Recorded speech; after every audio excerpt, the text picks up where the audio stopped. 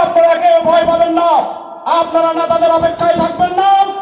আপনারা আপনারা প্রতিদিন যারা বিএনপি করেন সবাই নেতা, আপনারা সামনে থেকে নেতৃত্ব নেন। সেই ধারাবাহিকতায় আমরা দেখতে পারলাম ঢাকার রাজপথে টিপু হায়দার খানের নেতৃত্বে সেই দিন একটি মিছিল আমরা দেখতে পেয়েছিলাম।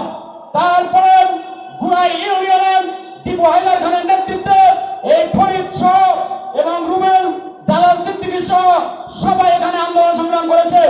তাই ধারাবাহিকতায় আমার নেতা জনাব সাইদুর রহমান সাহেবের নির্দেশে আমি সুজন শাহিন আলমগীর সেলিম সহ আমরা এই রাজপথে আন্দোলন করেছি। দেখেছেন এই রাজপথে শুধু বান্ধবের লোক ছিল না, সেদিন এই রাজপথে আমরা নেতা না হয়েও আমরা কোনো পথ না নিয়ে আমরা কিন্তু এই রাজপথে আন্দোলন করেছি। আজকে 5 আগস্টের পর দুঃখ লাগে ভাইয়ের আমার, আজকে আমরা যারা রাজপথে নেতৃত্ব দিয়েছি আমরা মামলা হামলার শিকার হয়েছি। আজকে আমরা এই রাজপথে নাকি কিছুই করি নাই, আজকে আমাদেরকে বলা হয়। অথচ দেখি আজকে এই হাটুভাঙ্গা রোড থেকে এই মির্জাপুর থানায় যারা নেতৃত্বে ছিলেন না আজকে তারা বিএনপির নাম বানিয়ে আজকে আন্দোলন সংগ্রাম না করে আজকে সুবিধাটা নিতেছেন। না ভাইয়েরা হবে না, তারেক রহমানের নির্দেশ কোন চাঁদাবাজ এই বিএনপিতে জায়গা হবে না,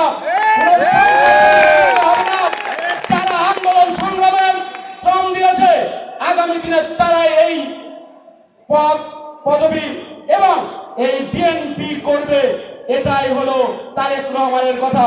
সেই সাথে আমি ধন্যবাদ জানাই সাংগঠনিক সম্পাদক টিপু হায়দার খানকে, যিনি টাকার কাছে বিক্রি না হয়ে যিনি আজকে এই রাজপথকে বেছে নিয়েছেন, এর জন্য তাকে ধন্যবাদ জানাই।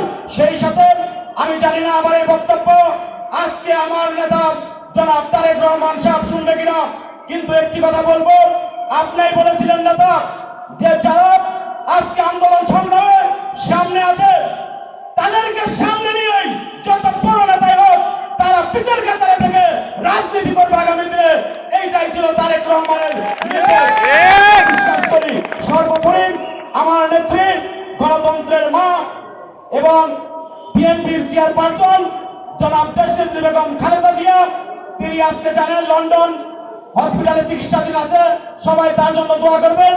আমাদের নেতা তারেক রহমান আগামী দিনে বাংলাদেশে এসে তিনি সামনে থেকে নেতৃত্ব দেবেন, এই আশা ভরসা রেখেই আমি আমার শিল্পাঞ্চল জমিদারের পক্ষ থেকে আবারও সবাইকে সংগ্রামী সালাম জানিয়ে আমি আমার বক্তব্য শেষ করছি। বাংলাদেশ জিন্দাবাদ, শহীদ রাষ্ট্রপতি জিয়াউর রহমান অমর, দেশনেত্রী বেগম খালেদা জিয়া জিন্দাবাদ, আগামী দিনের তারুণ্যের অহংকার তারেক রহমান জিন্দাবাদ জিন্দাবাদ।